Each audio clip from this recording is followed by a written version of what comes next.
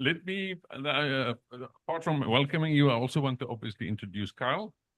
And just briefly, Kyle is a professional photographer from Cape Town with a love for natural landscapes, starry skies, and wildlife. For him, photography is about spending time in nature, chasing moments of beauty, tell me when I'm wrong, and sharing them with others. He loves helping people to plan their shoots better, to focus on composition, and create images that feel personal and meaningful. And tonight, Kyle will talk to us about sharing what he believes makes a landscape photograph really stand out. It's not just about being there in the right place at the right time, he says, although that helps. It's about planning ahead, using the right tools and apps to stack the odds in your favor, and then slowing down to really think about composition. He will take us through how he plans the shoots, how he uses light, weather, location apps, and how he looks for simple but strong compositions that tell a story and draw people into the frame. And I think if we can get that right after tonight, that will be a massive boost to my own photography. Thanks, Kyle.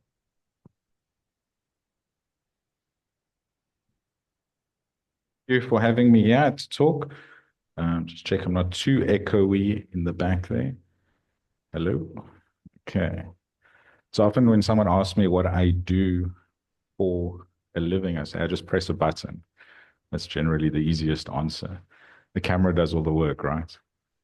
Okay. So we just get our screen up there, really. Okay.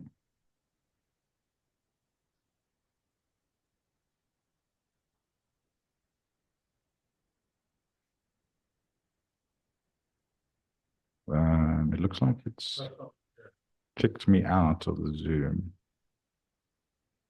So it's still showing me on your side. No, it doesn't look like it. So maybe just join the meeting again and then share. Oh, wait, here we go. Here we go. Yeah. It's open through the app, through the web browser. That's why. Perfect.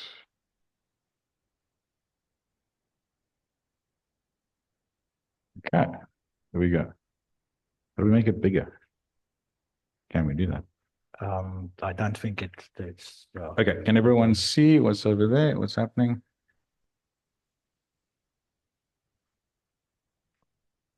See, I don't see that at all on my screen. There we go. There we go. That's a bit bigger. Yeah. And these ones, yeah, perfect. There must be a way to make it full screen.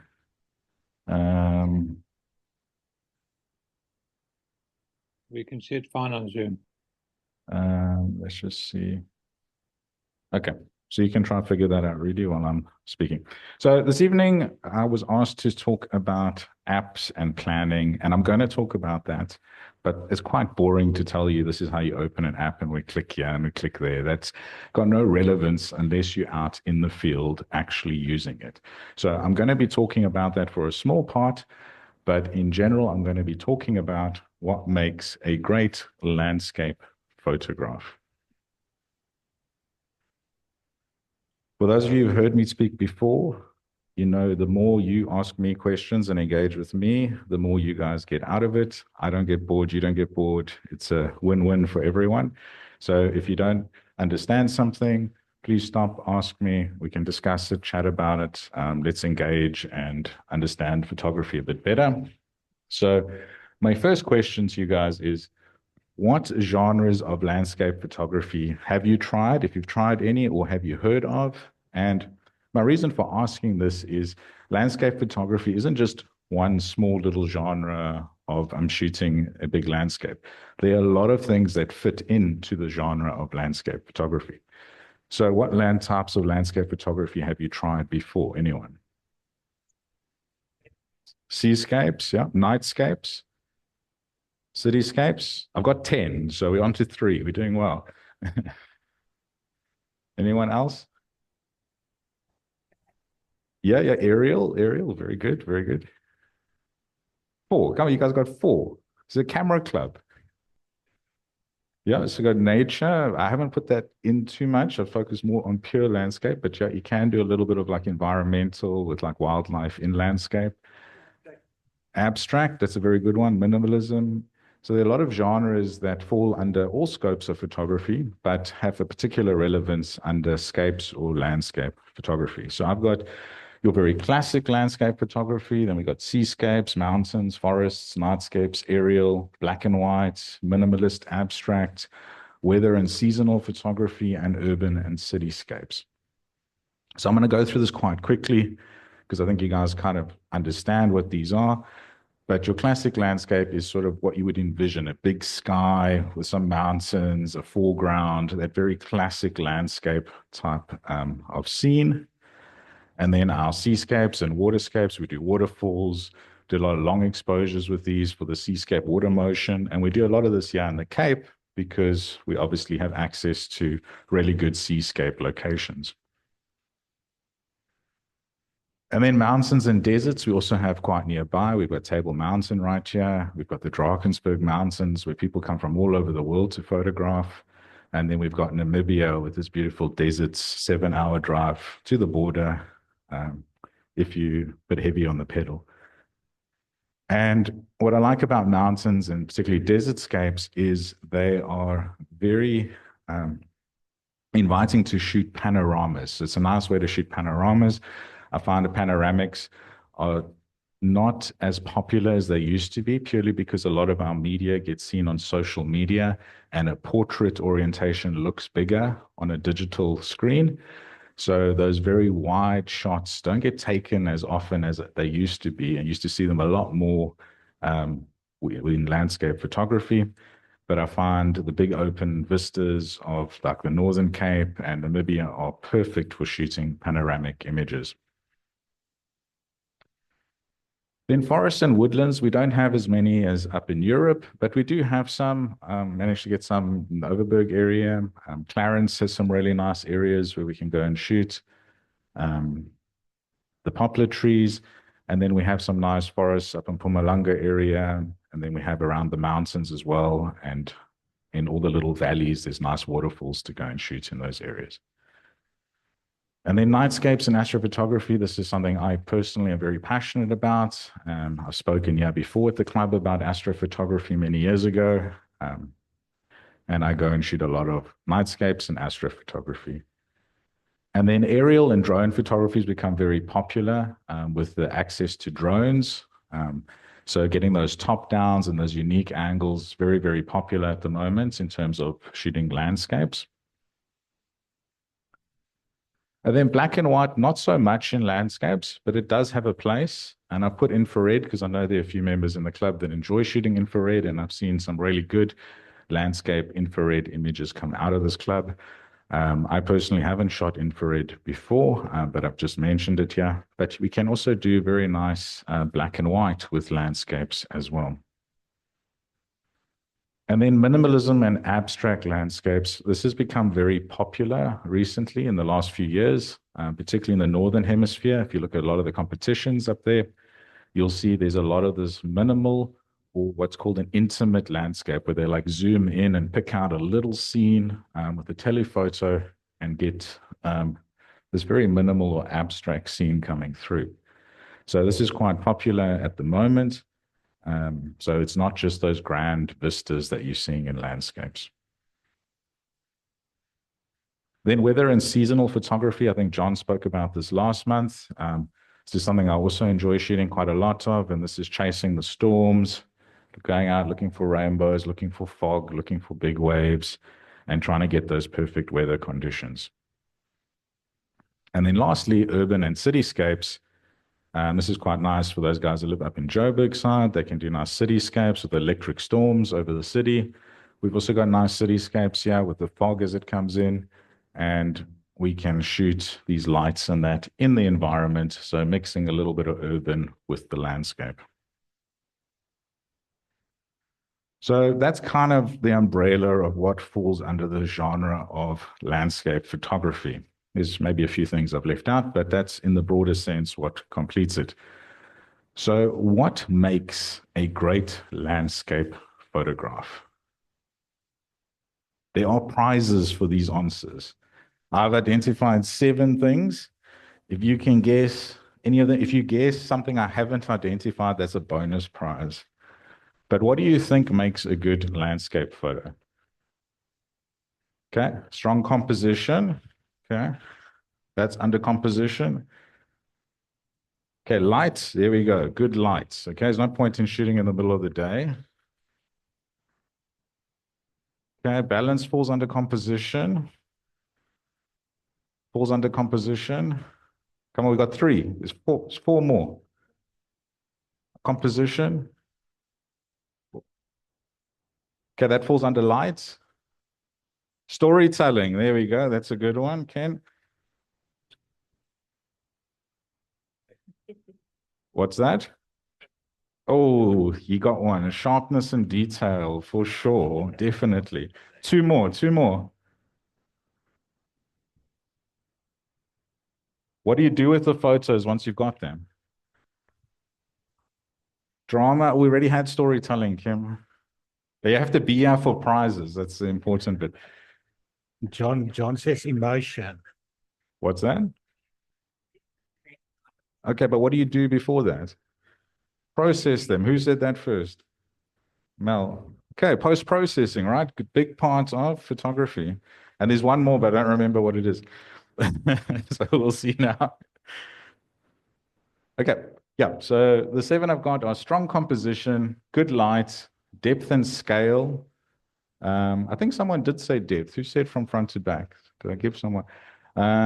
Vivid colors and tones. Color is so important in photography. Color is very, very important, and getting color right is very difficult.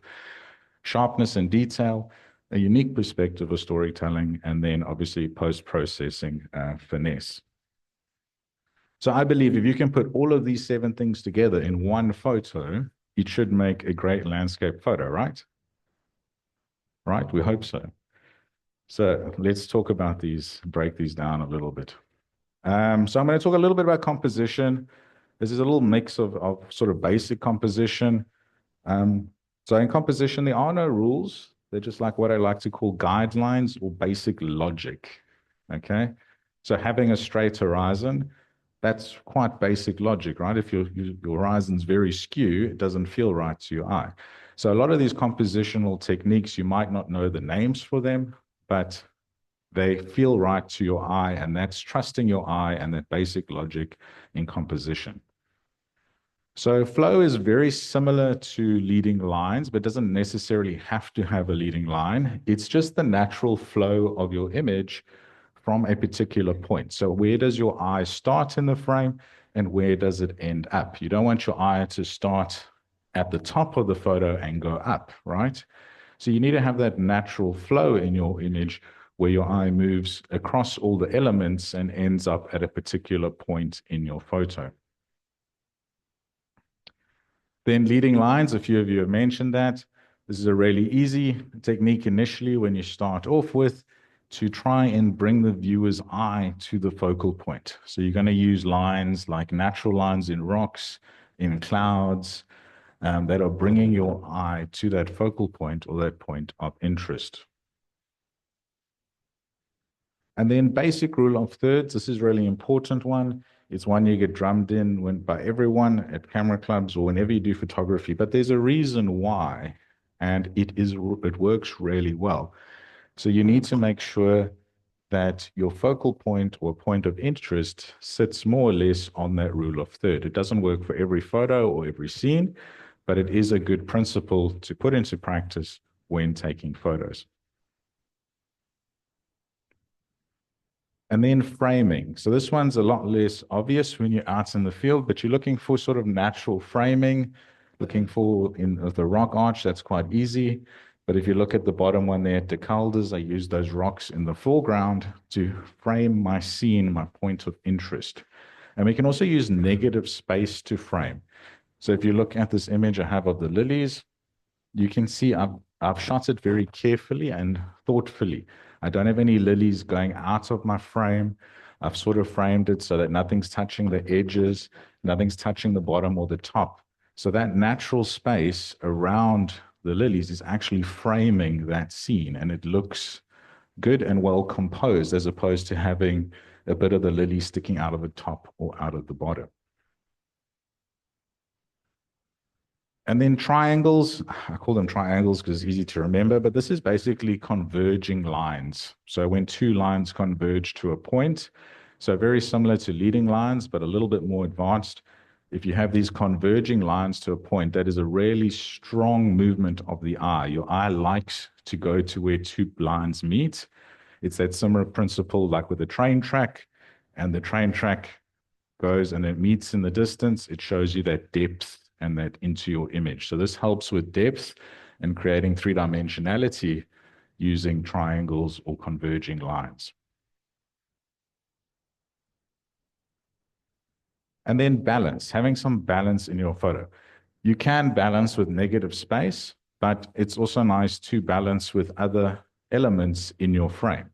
So if you have like the lighthouse on the left, I can balance that with some people standing on the other side. I could give a bit more space and balance it with negative space, but it's nice to have another element to balance with. Same with the one with the moon and the house. Those two balance each other nicely in the frame, and it makes a nice composition.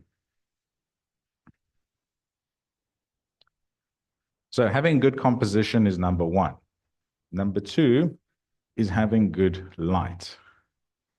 So this can be a problem because it's like wine. The better light you get, the better quality wine you drink, it's hard to go back to something that's not as good. And it's the same when you shoot landscapes. Once you start getting used to good lights and seeing good lights, you actually struggle to shoot like in the middle of the day or at times when the light's not as good. Even though you could still get a good photo, don't always have to have perfect light. But once you start to get a taste for that good light, it keeps making you chase it and want more of that. And a lot of that light happens for landscape photography during golden hour. That's why we go shoot sunsets and sunrises. In blue hour, we get some really nice colors coming through, particularly with long exposures. And then dramatic weather. So this is when we can go shoot in the middle of the day. We go chase those storms. The rainbows come out, light cracks through the cloud, and we chase that dramatic weather when we're shooting. So how do we know when the light's going to be good? Okay. We use apps and forecasts and different programs to try and predict when we think some good weather is going to happen. But ultimately, it does come down to you never know unless you go. So you always got to go and look, but the apps and the programs and the websites allow us to give us a good prediction of what's happening and a good chance of maybe getting some good light. So these are the apps that I use probably 99.9% of the time. Windy.com I really like because it shows the directional movement of the clouds. So you can see where the clouds are moving from as in correlation to where you are standing or where you would potentially be pointing your camera to. Clear Outside is a really nice summary of all the weather over a few days, seen very quickly. So I use Clear Outside initially to give me an indicator of what weather looks good. And then I go into Windy and I look at the particular areas I want to go shoot at. And then I have a look and see if it's going to work for what I want to photograph. Magic Seaweed is a good one for the tides, and that's for the big waves and what's happening with our seascapes. And then at the moment, I've been using the Aurora alerts, which is the one with the person standing, quite a lot because in the last year, we've had some Aurora Australis happening, and there is a level 7 alert right now happening. So there's potential tonight to see Aurora from Cape Town. So these are the apps keeping us up to date all the time of what's happening. And then photo pools is a big one that I use. I do a lot with photo pools, and that's mainly for planning the Milky Way and astrophotography, but it's also really good for planning moonrise and sunrise and sunset. It shows you where it's going to rise or set. So if you're shooting anything with the sun, the moon, or the stars, photo pools is the app to use. So how to use them? I have tutorials on these, and they are free. So you can just take a photo of this, or if it's recorded, you can go to my YouTube channel, and I have a full practical guide on photo pulls, exactly how I use it, step by step, what I click on, how I plan, how I go out into the field and plan it. So you can watch that if you're going to go do some Milky Way. And then the apps that I've mentioned, Windy, Clear Outside, Magic Seaweed, are also on a video, and I take you through how I use them, which layers I use, what I click on, how I move through. So everything is there. You can go and refresh it when you're about to go shoot. They're very short. That one's 14 minutes and that one's 13 minutes. And that'll give you a good idea of how to use the apps, the technical side of it, what to click on and what not to click on. Yeah.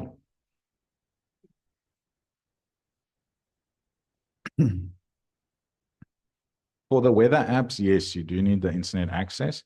For photo pulls, you can calibrate it with the sun or the moon. So if you can see the sun or the moon in the sky, you can manually calibrate it, but it does use GPS. So if you don't have signal, you have to manually calibrate it. But I'll talk about that in my video and show you how to do that. Okay. So I spend a lot of time planning for my photography and my photography locations. I find the more I plan, the luckier I get.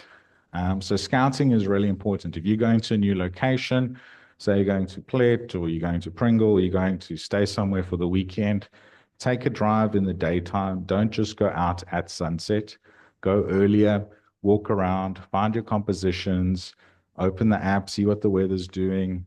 Think about where you're going to stand so that when the light does get good, you don't have to think. You know exactly where you're going, you know exactly where you're going to stand, and that takes away a lot of the thinking. Because once you get there and the stuff's happening and you've got 10 minutes to get your photo, thinking is out of the window. You're just reacting. So if you do all the planning beforehand, you don't have to think when you actually go and take the photo. Okay. So the landscape, and that's probably my personal creed, but I think it's the landscape photographer's creed, is hurry up and wait. Always in a rush to get to the place so we don't miss the light. And when we get there, then we sit and we wait for half an hour for something to happen. So that's a large part of it. You don't want to be late to miss it because you don't know exactly when the weather's going to do what you're thinking it's going to do. And then you got to wait. And I see this so often that people will get to a spot, they will wait a little bit, and then they will pack up and go home. And then the stuff happens, and they miss it. So the waiting is actually sometimes harder than the planning. Sometimes you just got to trust it. You got to sit, and you got to wait and wait and wait and wait some more. And oftentimes nothing happens, and then you didn't get anything. And that's the reality of it. I only show you the nice photos when something happened. I don't show you the 20 times I went and I sat in the fog and I didn't even take my camera out of my bag. So there is no expectation that every time it's going to work. And you have to go through those times it didn't work so that when it does work, you're in the right spot at the right time. But landscape photography will take you to amazing places. And this is why I think it's better than any other genre of photography, especially studio and portraits, which I don't shoot, because it takes you to amazing places.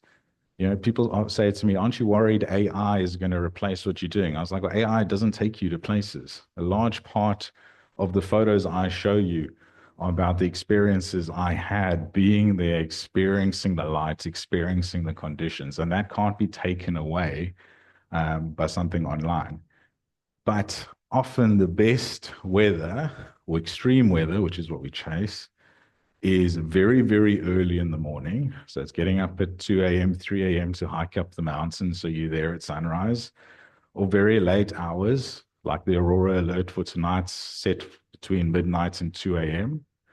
Okay. But the harder or the more you sacrifice to get the photo, I find the better the photo is in my own mind's eye, because I sacrificed a lot to get it. It is better for me personally. I think it's similar to like if you're doing wildlife and you get in the gate and the leopard's lying right on the ground at the gates. It's not as satisfying as if you had to look for it for a few hours and find it in a tree somewhere. So there is that element of that pursuit and the challenge of it that I think adds to how good the photo is at the end of the day. But the camera club judges won't agree to that. I'm judging next month. Okay, so this is some general rules. If this is recorded, I'm going to go through this quickly. But this is just some basic information that I think is really important to know if you're going to be doing landscape photography, but it is a little bit tedious. So a golden hour is generally 30 minutes before and after sunrise, but be there an hour before. There's always what's called the first burn that generally happens 30 minutes before the sunrise. And then the second burn normally happens about 10 minutes or 5 minutes before sunrise. If you're not seeing both colors, burns, you're not there early enough. And generally that first burn, where we get the color 30 minutes before, is generally the better color that you get. So always be there for blue hour. So always try and be an hour before sunrise. Sunset is a little bit more predictable, but for sunrise particularly, try and be there an hour before. Then nightscapes, you can generally start shooting some astro from about 1 to 2 hours after sunset. And then you just have to look for the Milky Way. It can be in different areas at different times of the year. So you just need to use the Photo Pools app to plan for that. Then the moon for full moon generally rises about 15 to 30 minutes after sunset, just depending on the mountains and the horizon that you have. So you can plan your full moon pretty close to sunset, be in position, and then wait for it to rise. Okay, so clouds, this will all be in my video on YouTube if you go watch that, but you're looking for high-level clouds. High levels are what give you the color, the pinks and the reds in the sky. So when you're looking at the app, you're looking for high levels or cloud tops. And then low levels generally give you are very good for moody scenes with a lot of texture, but they'll generally hide the mountain peaks. So if you see a lot of low cloud on the app, it'll generally hide Table Mountain under a tablecloth, or your peaks will be under the cloud. This is very nice though for Drakensberg because it's called a cloud inversion, and you're so high up that the people down at the bottom just see this low cloud and they don't see the peaks. But because you're up on the plateau, you see the peaks sticking up above the low cloud. So that's a cloud inversion, which is a bit different from the fog that we get here in the Cape. And then storms, lightning, we don't get much here in the Cape, but you always want to be in front of a storm. So if you're ever going to go storm chasing, you don't want to be in the rain. That's very difficult to shoot if you're in the rain. You need to be in front of the storm, potentially with the storm cell moving towards you. So you need to look at the apps, see which way the storm cell's moving, and you need to try and position yourself in front of the storm. Okay. And then for the lightning, you can just set up your camera on the intervalometer and then just let it run and take pictures continuously. And then hopefully you get lucky with some bolts in your frame. Okay, so rain is good for rainbows and lights. Basically, every sort of weather is good for landscape photography. Even blue sky is good because we get nice belts of Venus with a pink sky in the background at sunset. So we can shoot in any conditions, but obviously the more the cloud or the more moody it is, the more unique images we're going to get. Anyone can take a similar composition than you in sort of very blue sky, but if you've got a rainbow with some unique clouds or a lightning bolt, that's a very unique photo. No one else can replicate that photo. So that's why going after the weather and storms is really nice, because you're getting these very unique images that no one can replicate. Okay, so light rays or God rays that come through, crepuscular rays as they're technically called, are really good if you have the dramatic scenes. And I love going and shooting the Overberg, particularly in August and September. I think you guys are having your Congress there over that time. And that's as the rains start, they break on the mountain and these big rays come through and hit those canola and wheat fields. So really beautiful to shoot. And then water, obviously in the Cape, winter is our time for rain, and the rest of South Africa, it's in summer, but we're looking for those change of season. So right now, it's good for landscape photography. We're in that change of season, and we should hopefully start getting some good sunsets starting to happen now. And then obviously in August, September, as we go into spring, also change of season, that's when we're going to be shooting a lot more landscapes. Okay, and then tides, that's obviously for big waves. and then planning your seascapes. What I find happens more often than not is with seascapes is you'll arrive early, you'll set up your composition, you'll be like, oh, it's a beautiful composition, the water's flowing in between the rocks, and now you got to wait 20 minutes for sunset, and as you're waiting, the tide's going out, and there's less white water coming through the rocks that you want, and as sunset happens, you have no water motion in the front because the tide's gone out. So you want to always be making sure you're aware of what the tide's doing. And in general, it's a good rule to try and shoot on an incoming tide so that your scene gets better and you have more water as opposed to having less water as time goes by. And then the swell's really important. That's what makes a lot of the white water, not just the tides. So you don't always just look at the tides. You want to look at the sea swell and then wind that picks up the white water. And we're always looking for white water for seascapes. And the swell and the wind can also make the big waves like we see at Cork Bay. So we want to keep an eye on that. And the wind with the swell can also make for very moody scenes with a lot of white water. So it might not be the best and most pleasant environment to be physically standing in, but photographically we can get really nice images out of it.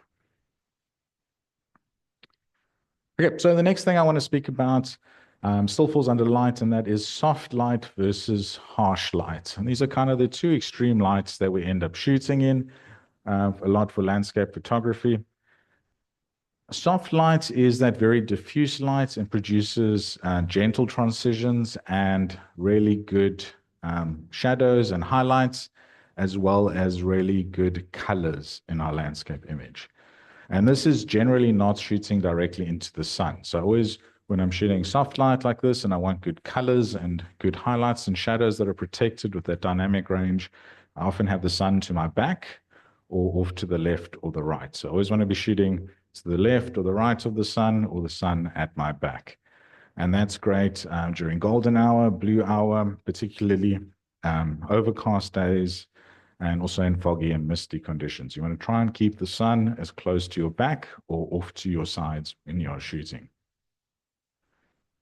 So that soft light gives us balanced, evenly exposed photos. We can generally always do this in a single shot, particularly with the new cameras now. The dynamic ranges are so good that we can just take a single shot when shooting the soft light, and we get nice rich colors, and probably about 80% of your landscapes you shoot will be in this sort of softer type of light.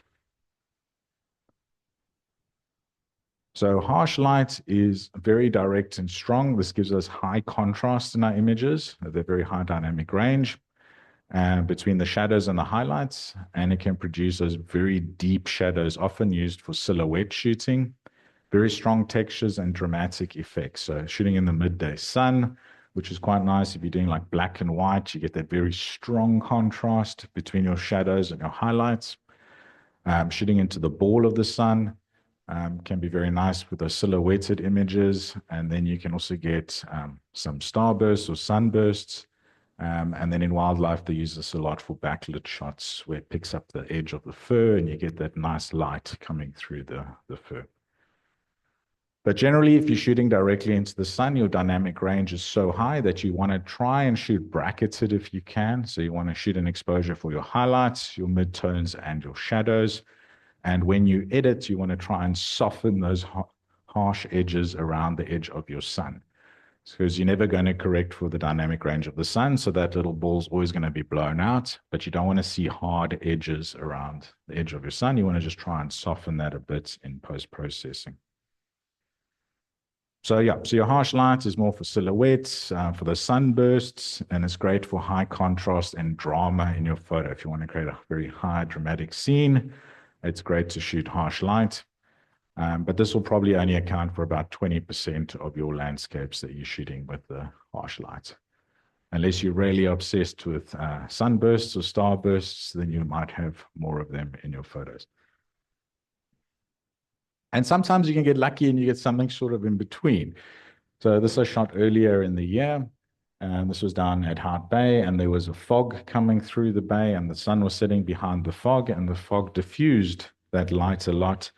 And I was able to sort of get a soft diffused photo, but still shooting directly into the harsh light of the sun. Okay, depth and scale. So this is often why we like to shoot with wide angle lenses in landscape photography. And I'm going to show you a little bit about that now.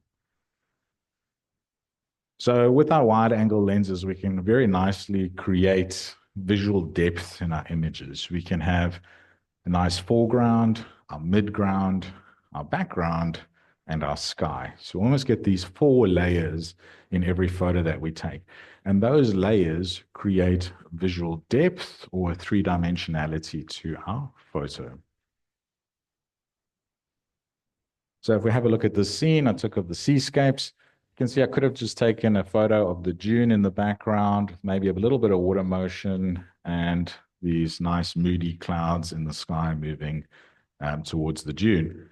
However, by shooting it with a wide angle and including a lot more foreground, I create that visual depth. Your eye naturally moves across that foreground into the back of the image where the dune is, and that creates that 3-dimensionality in the photo. And this is one of the most powerful tools that we have in landscape photography, is we have control using our focal length, and by building up our foreground, midground, and background, we can create a story and a visual pathway through our image. So question time. When do you go wide for depth, or when do you shoot tighter? Go more telephoto. Because this is a question I get asked very often. How wide do you go? Must I go wider on the scene, or should I go tighter on the scene? That is worth a prize, because that is the correct answer. There's a special prize for that one. Yep, so it depends on what's happening in your foreground. Okay, if there's nothing happening in your foreground, why do you want to shoot it? Okay, so you need to look at your scene, you need to observe your scene, and then you need to start in your head building your composition. You almost need to see the photo before you see the photo. So in this scene, yeah. There's nothing else. So if there's a reason, that's correct. Okay. As long as you have a reason for why you're doing what you're doing, that is often the right answer. The reason cannot be because Bob told me so. Okay. Often someone said, why are you doing this? I'm like, because someone told me to do it. That's the wrong reason. You need to understand why you're doing it. And if you have a reason for doing something, maybe, yeah, you're taking a minimal shot or a textured shot, for sure. You have a reason for doing that, and that overrides what I'm telling you now. So, but the reason is important. So if we look at this image that I took of the desert in the Midrand, you can see if I zoomed in on that background scene, that's a really nice photo on its own with the telephoto. I've still got some nice plains, I've got some lines, I've got some trees, and I've got some nice cloud color happening in the background. However, if you look at my foreground, I've got these really nice textured dunes in the front with no footprints, which is not as easy as you would think to find. Some trees, and I've got that visual depth that I was speaking about, pulling you into the background. So the right answer is, firstly, if there's something interesting in your foreground, yes, try and incorporate that, because it's going to create a lot more visual depth to your photo. If my sand in the front was all footprints, I wouldn't have included that in my photo. But we always want to be greedy as photographers. So try and shoot both if you can. If the time allows, shoot your wide angle scene, then shoot a telephoto scene, and then decide later when you're back at home editing. So if you have the option or the luxury of time before the color goes, try and shoot different focal length compositions and then decide later. And this will also help to train your eye in future to know which you prefer or which you think is better in terms of your own personal photographic style. So here's another one where I included the foreground in purely because it added some contrast, it added some nice texture, and it also had that quiver tree, which I think was very iconic of the scene and the environment. So it added a little bit to my storytelling. However, I could have zoomed in on that little house in the background with those nice soft layers and textures and still got a really nice photo. So think about what you want to shoot, but if your foreground adds to your story, that's generally the right direction to head in.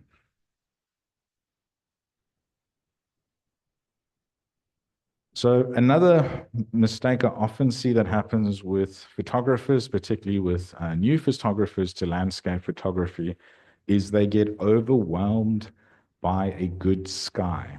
And that can be very dangerous. So say now we're going to go out and there's a forecast of a good sunset, and we get there, and now the sky is just pink and red and the best sky you've ever seen in your life. What do? Point your camera up at the sky. No, that is not what you do. That is the opposite of what you do. And that's often what happens is you get overwhelmed by this really intense color or something really impactful that's happening in the sky. And the trend is to point your camera up. So you're getting more sky. How many photos of one photo competitions that only have a picture of a nice sky? Have you seen any? Maybe one or two if it's something interesting in the sky. But how many just good pink sunsets of just the sunset wins the competition? So the sky is really important. It is the key element, is what we want to go, and that's what we want to go and get. But the composition must lead you to that. Yeah. So even though I might go shoot the most amazing, colorful sunset I've ever shot, it's still only going to take up maximum a third of my frame. Okay? Even though it's maybe still a small slither or a fifth in my frame, it doesn't lose any of that color impact because the rest of my story is going to lead you to that point, and then that's where your eye is going to stop. So when you look at landscape images, particularly by professionals or people over the world that you follow and admire, have a look at their landscapes and have a look at their ratio of color sky to the rest of the image. And you might start noticing that they have really good foregrounds leading you into very, very nice skies, but they only take up like a quarter or a fifth of the frame. So if you look at my foreground on the side there, my layers, you can see that foreground almost takes up a little bit more than half of my frame. And then my midground, background, and sky are in that top third. You see that? So that foreground is going to lead me to the back, and that creates that depth. And that's why it's so important to have a really good foreground, because your foreground is such an important part of your frame that if I had some footprints there or an ugly bush or something, it doesn't matter how nice my sky is. I'm not leading you to that sky. So it's very important to find a good foreground when you're out shooting. Okay. I'm going to talk a little bit later about how we do that. But for now, I'm going to just dump onto vibrance, color contrast. So vivid colors and tones are very important. I like to do an exercise when I do editing, and I say, how many tools in Lightroom or Photoshop can you identify that have something to do with color? And most people will name 3. Color temperature, your HSL, your hue temperature, your hue and saturation. Maybe some will mention a little bit about color balance or your tone curve or something. But there are more than 10 tools in Lightroom alone. And once we go into Photoshop, there are even more tools. We go up to 15, 20 tools that affect color, because color is really, really important in editing and particularly in landscape photography. So they've given us a lot of tools to affect color. So we need to understand how color works and when we're shooting and how to use color, because it's such a big part of photography. So we basically have 12 basic color hues in our color wheel that we can adjust or affect. And we have what are known as our warm tones and our cool tones. So you'll see this in your color temperature when you're moving. Someone says, make the image cooler or make the image warmer. This is what they're referring to. You're moving it towards those warmer tones or towards the cooler tones. But there are certain types of color relationships that we use in landscape photography fairly often. So there are 12 different types of color relationships. But these 3 you'll use 95% of the time. So the others we'll forget about. But that's monochromatic, where it's basically one color.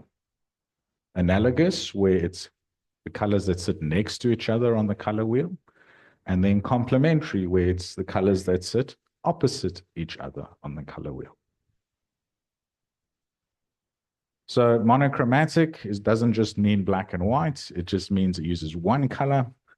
And we get that a lot in our landscapes, whether we're shooting at sunset or sunrise, we get these very orange glows that come across our image.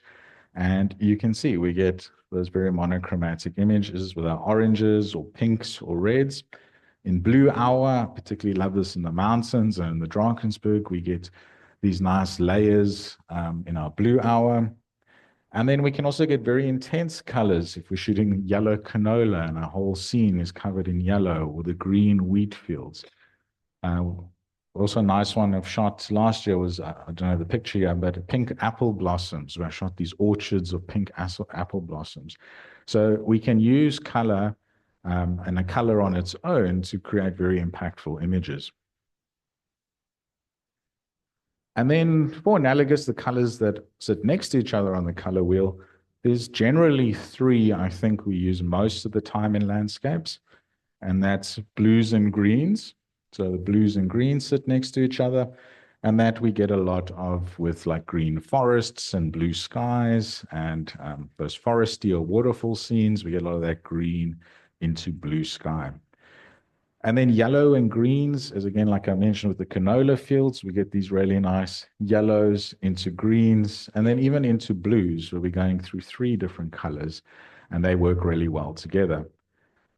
And then for sunset scenes, we get blues and purples. This works well for seascapes where we have like blue water and like pink color in the sky. That works very well together.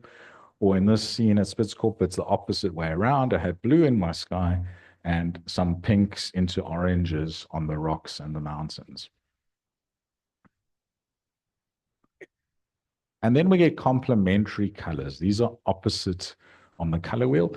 And these are what we call sort of color contrast. So there's a contrast between the two colors, just as we get black and white contrast, we get color contrast. And color contrast can be a very, very powerful tool to grab someone's eye and make your photo stand out and give it a lot of punch.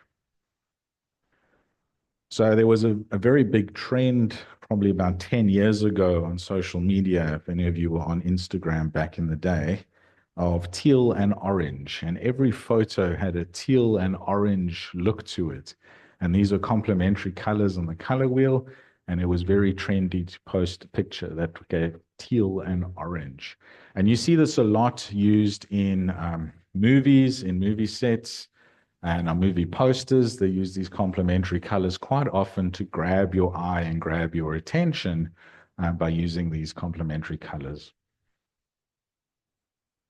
So one of the best places to see the complementary colors is in Namibia, because you have these red dunes with these very striking blue skies, and that creates a very powerful color contrast in the Namibian desert. And that's why the photos are so attractive and the locations are so attractive to landscape photographers.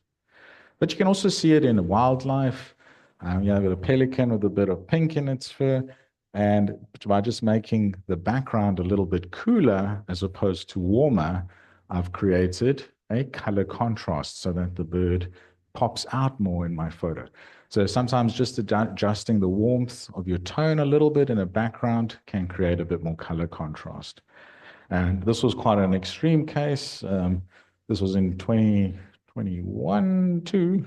I was in the Kalahari, and it's supposed to be red sand everywhere, and they had rain, and this green grass came up. And apparently it looks like that now at the moment in that area where they got this knee-high green grass, and you got the animals caked in the red sand. It creates this beautiful color contrast.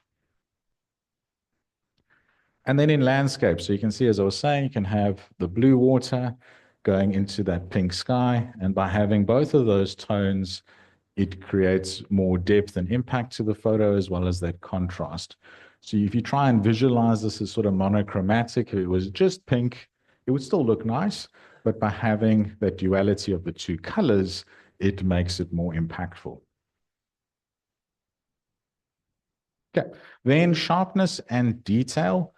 So I'm not going to spend a lot of time on this, but it's really important to make sure your image is sharp, right? So we'll use techniques like focus stacking, where if our foreground is very close to us, we'll take a photo of that in focus and then focus on our background and blend these two together in post-processing. Also, being on a tripod is really important so that we can use high apertures of f11, f14, so that we have a very big depth of field and everything is in focus from front to back. So that's often our approach, and that's why we shoot a lot on the tripod, is to ensure that everything is in focus and we have a lot of detail in our image. Okay, then one of my favorite aspects of photography is a unique perspective and storytelling. So looking for uncommon angles, weather elements, uniqueness in your photo. And one of the favorite things I like to do with my photography is show you well-known places in a unique way that you might not have ever seen before. So like Table Mount, Lion's Head with the Milky Way above it, or the Gullis Shipwreck with Aurora taken last year in October. Something you're not used to. That's what I like to do and pursue, are these unique weather elements that show you maybe a place you've been to a few times and you've never seen it like that before.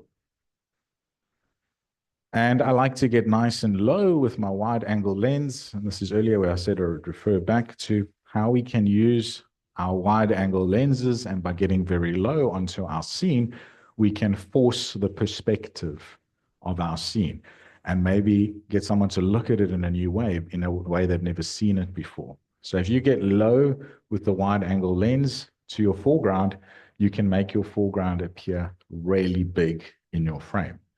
So you can see there the cracked mud or the road or those rocks in the front. I got very low down and I used the wider angle lens to force the perspective and make that foreground element appear much bigger. Quite often, if you do that, though, you're going to have to focus stack, because then your foreground is very close to your lens. So often with waterfalls, I don't want a big waterfall, like a 3-meter waterfall, because it makes a lot of spray when it comes off. I can't actually get close to it. So smaller waterfalls, like 1 meter or 2 meters, are actually ideal for landscape photography. You can get nice and low to some rocks nearby, and you can force that perspective and almost make them appear much larger in the background. And the reason I'm telling you this now, and I want you to start to build up, is that you can start to see, by using these different perspectives and focal lengths and starting to look at your lines and that, you can start to build or craft your own composition. It's not like you get to a spot and there's the composition and you go and find it, and it's one composition and you stand on the X. Sometimes on workshops, it's like that because it's easy for the instructor to tell you stand on X and you get the nice photo. But if you're looking for your own unique composition, you got to go and hunt for it and look around and put all these perspectives and all these things that I've spoken about into play. So this was at Dead Flay. You can see the dead trees in the background, and I was walking around and I saw these unique cracked lines and mud in the foreground, and I got low to it. This wasn't very big. It was maybe, I don't know, about 1 meter by 1/2 meter. But because I got nice and low with a wider angle, I was able to extend the perspective of these lines and have them leading into the trees in the background. I don't like the weighting of the dune at all in the background, so I've never actually put this picture out there, but I think in terms of the crafting and building a composition story, it's quite an interesting exercise to go and do for yourself. And this is where I want guys to start getting excited about photography, because there's not often just one composition. If you're trying to copy someone else's composition that you've seen, then yes, there's maybe only 1 or 2 places to stand. But if you start thinking about it and trying to find your own composition, there are a lot of different ways to play around. You can go higher, you can go lower, you can go tighter, you can go wider.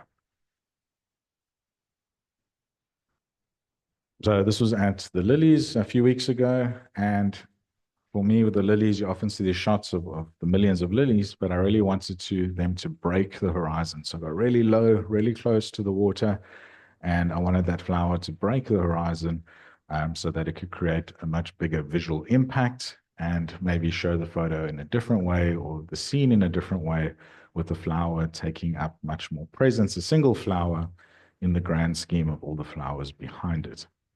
So there's thought process behind what you're doing. And that's the important thing, is to try and think about why you're doing what you're doing and understand the elements behind it.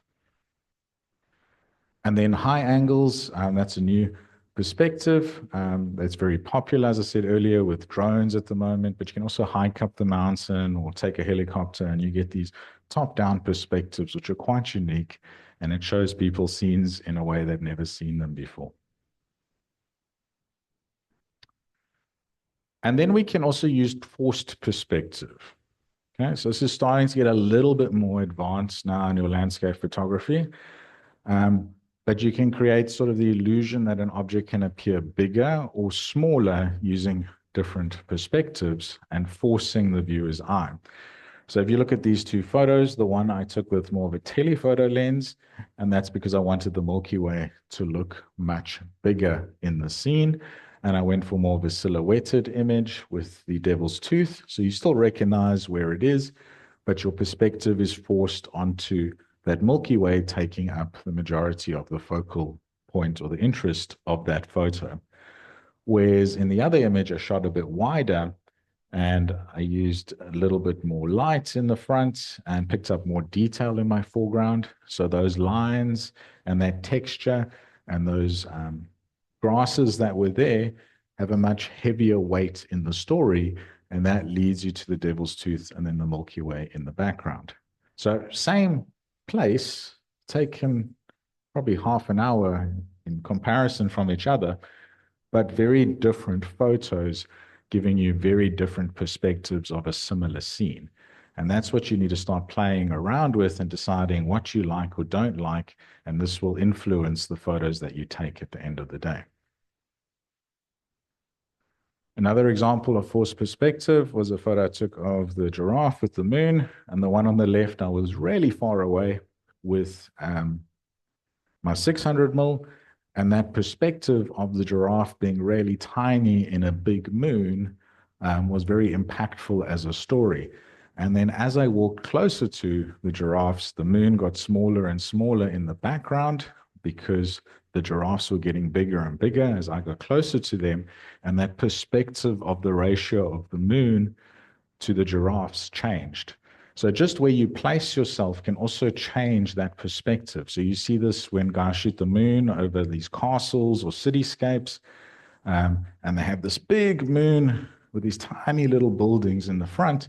They are really, really far away, but they're getting that forced perspective of a massive moon with a small building. And it's quite intriguing to us because we're not used to that perspective of scale with our own eyes. So I don't know if you can see in this one, there's a tiny little quiver tree on the top of the mountain there. And I was watching the moon rise and I looked at it through my camera with my telephoto lens. And I saw this little quiver tree on the top of the hill in the distance. And I took the photo and I just loved that perspective of this tiny tree with this massive moon rising up behind it. And in this scene, I went the opposite. I went with a much wider shot because that foreground with the canola and the wheat field and the little church and the road and the belt of Venus, I thought was much more interesting to the story than just having a picture of a big moon and maybe just the start of the road. So I picked my foreground because it was a much more interesting story. And I made the moon much smaller. So still a really nice photo, but a very different perspective in terms of scale of the moon size. Yeah.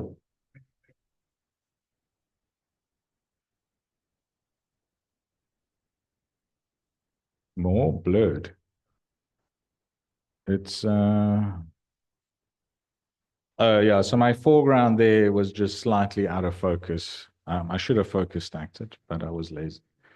Yeah, so that's slightly out of focus, not intentional.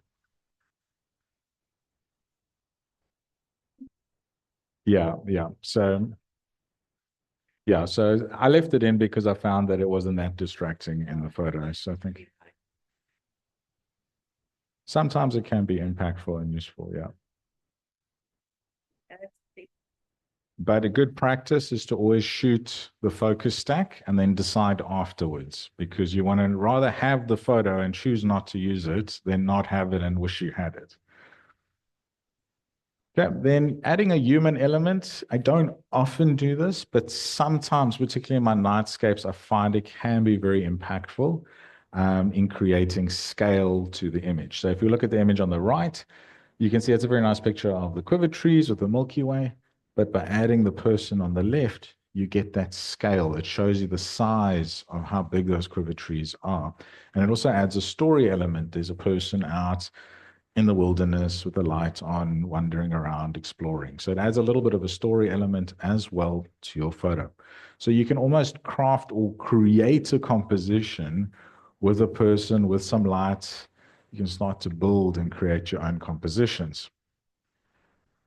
So I often like to put this picture in because this is a photo that I crafted completely based on the way I built certain elements in this photo. So if you imagine this photo without the person, it would just be a silhouette of a very flat sand dune with the Milky Way rising up. It would be slightly interesting still with the Milky Way. But by directing my friend to walk in sort of an S-curve line to that point and getting them to play around with how high they held the light, that it could pick up those ripples in the dunes and give me those shadows, I created that story and that composition in the photo. And now you've got the scene where you can imagine a person walking through the desert up to that point, holding up a light, and they're looking out into the universe with the Milky Way behind them. So sometimes we can create something not out of nothing, but use what we have to create our own story. And that just shows you the power of a story can sometimes be override certain elemental conditions. You see this a lot in wildlife photography. If you capture the most amazing scene of a leopard riding on the back of an elephant, it doesn't matter if you shot it in the worst light or slightly out of focus, because the story is the impactful part of the photo. So sometimes the story can override certain other elements in your photography. Okay, so I'm right at the end now. This is the second last slide. So the last thing is post-processing finesse. I'm not going to go into detail in that because that's a whole talk on its own. But post-processing is really important for landscape photography. I would say it's half the job taking the photo. The other half is making it look good in post-processing. And the reason we post-process is so we can enhance contrast, correct any color corrections. If we had a color cast on our scene, we can direct the viewer's eye a little bit by darkening, dodge and burning certain areas. And we can enhance the image in a way that's in line with our own photographic style. And that's how you can tell one person's photos more or less from another person's photos, is their own way that they edit their photos. Okay, so just to end off, in terms of post-processing, I do run a number of post-processing workshops. Earlier this year, we did Foundations in Landscape Photography and the Advanced Landscape Photography course. And last night, we finished the astrophotography one. Andrew and I think Ken were on that one.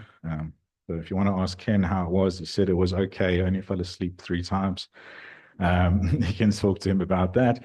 But yeah, these are courses I do online, and I think it's really important to spend time on your post-processing so that you can get the most out of your photos.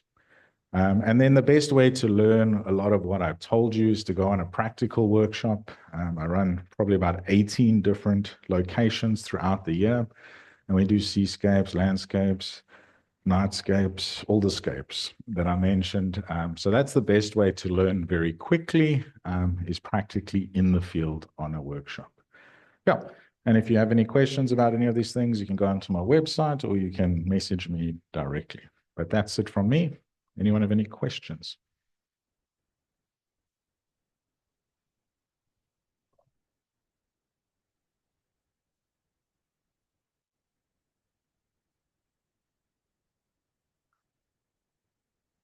Yeah, so it's quite interesting because I've just upgraded my computer. Yeah, we can turn the lights on now.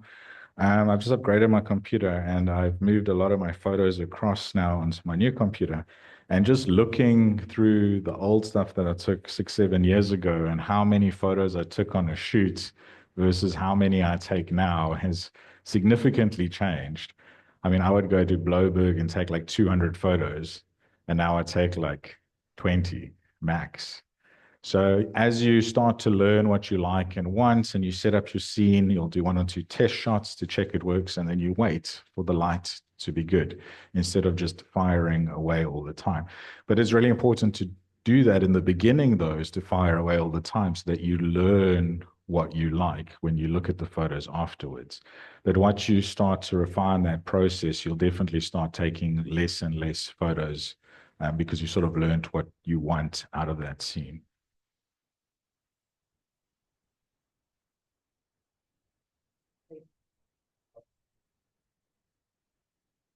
I always find that a tough one because touch wood, I've never had a negative experience out there, and I am out there quite often, but I'm also very aware of my surroundings when I go out. So a good thing I like to tell people is sunrise is often the best time to go shoot because the birdies are sleeping.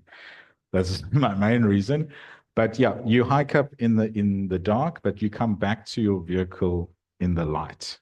And your highest risk point is generally coming back to your vehicle because they know you have to come back to your vehicle.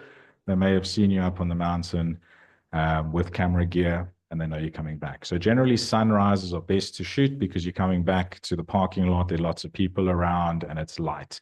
When you go shoot up Lion's Head for sunset and you come down, it's dark, everyone's left. That's when you are quite vulnerable. I generally recommend if you are a bit wary, particularly for ladies, it's a big risk, is to shoot on private farms. That's where I like to go shoot. So if you're going to go shoot in the Cedarburg or you're going to go shoot in the canola or the areas, you know, try and find the farmer's number. It's not so easy, but if you go like into Greyton and you say, whose farm is that I drove past with the canola or whatever, they'll often tell you the farmer's name. And the farmers will generally 9 times out of 10 let you shoot on their farm. And then you have that safety that they know you there and you can shoot and there's no one else around. So that generally works really well, is trying to shoot on private land. Or if you go and stay on a location, try and pick a place with a nice dam or waterfall that you can go and shoot at. But yeah, other than that, going in groups is generally the best way to do it. Although someone wants to steal your stuff in a group, they're going to do it anyway. So you also need to think about yourself. What are you going to do in that situation? So, you know, make sure your camera gear is insured. If someone comes, say, take my gear, it's not worth my life, and then you claim from insurance. So you also need to think about those type of elements when you're going out and shooting. So it's not always ideal, but going with someone and making sure someone's watching your back because you're very focused and absorbed in what you're doing, and someone can easily come up onto you. And once they're up onto you, you've got no sort of chance of anything. I hope that sort of answers your question. But saying that, I've never been in that situation. And I often try and walk in a circle. So if I go up a path, I'll come down another path. I don't try and come back the same way I went up. And just being aware of who's around you is really important. Okay, any other questions? Oh, yeah, so that's it from me. Okay, yeah, from my side and from the club side, we just want to say thank you for the time and effort that went in. And then your insights on planning, storytelling, composition were truly inspiring. And we can't wait to put it into action ourselves. And then for everyone else, we'll have a normal competition evening in 2 weeks' time. And then Kyle will also be a judge at that meeting. So we'll see each other in 2 weeks. A lot of pressure. And then safe travels home, everyone. And I'm going to stop the Zoom session now. Thank you for joining the Zoom.